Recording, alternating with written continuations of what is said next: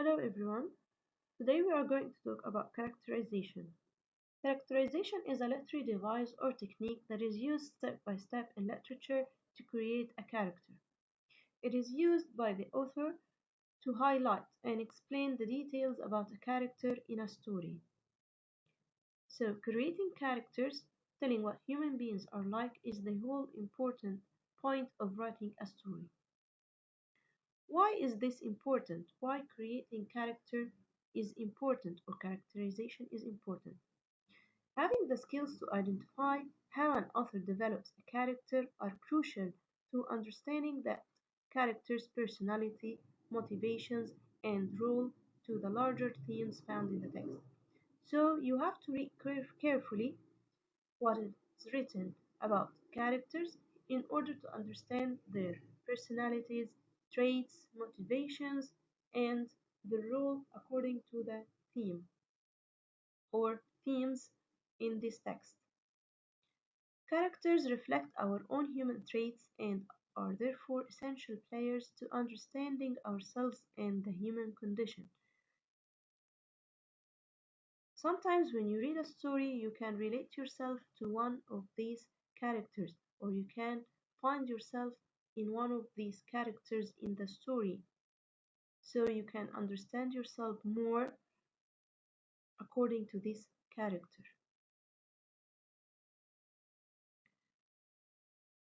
There are two types or two ways in characterization or creating a character. First type or first way is direct characterization, and the second is indirect characterization. Direct characterization writers tell us directly what characters are like or what their motives are. Indirect characterization writers show us characters through speech, appearance, private thoughts, other characters' reactions, and actions, but allow us to decide what characters are like. For example, when I say Mona is a talkative person, I'm describing her directly. But when I say Mona likes to talk a lot in the phone and talks a lot with her friends, I'm describing her indirectly. I'm saying that she is talkative but in an indirect way.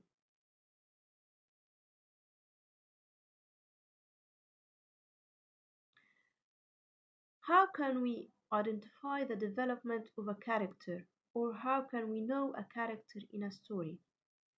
Through the speech of characters, the dialogue,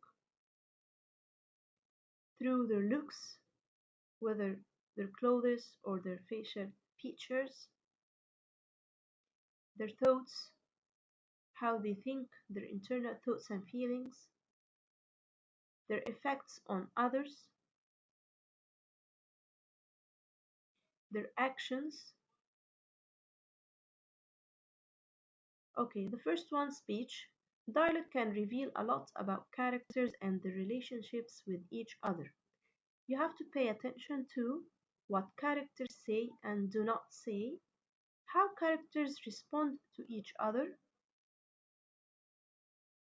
So, what the characters say to each other and other characters respond to these characters reveals a lot about them. Thoughts. Writers can take us into the character's mind to reveal their thoughts and feelings. As you read, note whether the character's thoughts and feelings match their speech and actions, or they say something and they act in a different way that contradicted with what they say. Effects on others. Watch how other characters in the story react to the character. Note how the others feel about the character, what the others say about the character. Actions. What characters do and how they treat each other often reveals the most about them. Observe characters' actions to determine what their personality is like, what motivates them, how they deal with conflicts. Looks. Pay attention to language the writer uses to describe the character's looks, clothes, behavior, and appearance. For example, the cold within him froze his old features, nipped his pointed nose, shriveled his cheek, stiffened his gait, made his eyes red, his thin lips blue. What do you understand about that? The cold within him froze his old features. Is he cold because the weather is cold? Or the cold is coming from inside him?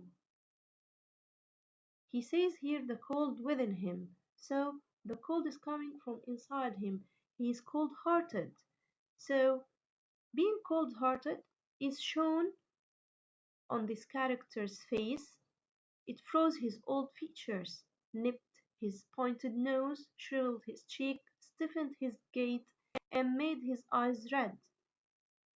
What do we understand about this character? I can see that he is arrogant.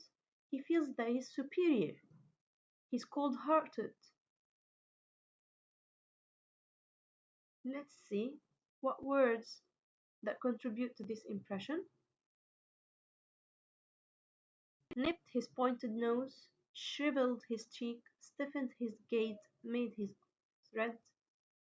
Okay, thin, his thin lips.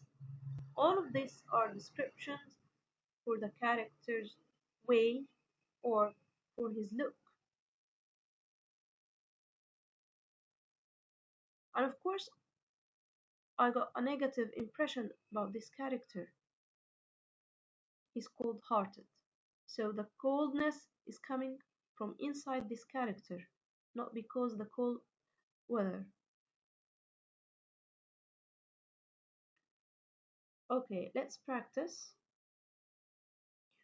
We are going to read this paragraph or this extract from Great Expectations by Charles Dickens and identify which methods of character development are being used, whether direct, indirect, or both. And what do you think of the man based on this expert? Keep still, you little devil, or I'll cut your throat. A fearful man, all in coarse grey, with a great iron on his leg. A man with no hat, and with broken shoes, and with an old rag tied round his head. A man who had been soaked in water, and smothered in mud, and lamed by stones and cut by flints, who limped and shivered and glared and growled, and whose teeth chattered in his head as he seized me by the chin. Okay, let's move step by step. First, which method of character development are being used here? Yes, both direct and indirect. He is describing him as a fearful man, so this is direct characterization, and indirect because he described how he looks, how he deals with him in an indirect way. So when he said, "Keep still, you little devil, or I'll cut your throat," he's being aggressive here, but at the same time, he is fearful. He's afraid of something. Okay, all in coarse gray. What's the meaning of that? With a great iron on his leg. Coarse means something that is thick and rough. It's not smooth. So he's dressed in a rough cloth with a great iron on his leg. Okay, from this I got the impression that he is escaping from jail because he has iron on his leg.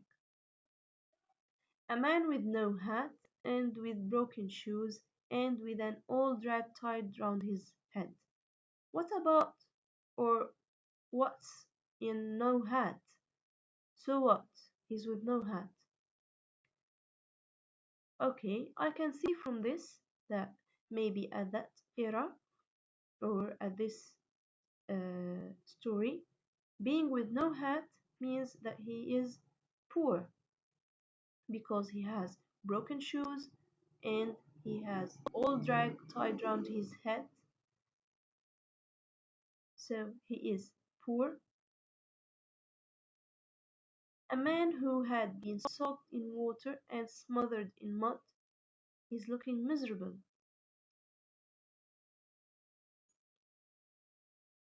who limped and shivered and glared and growled. So I feel here, or I can see here, that he is cold, he is afraid of something, he's hungry, his teeth chattered in his head as he seized me by the chin. Maybe he's asking for help, but he's afraid at the same time.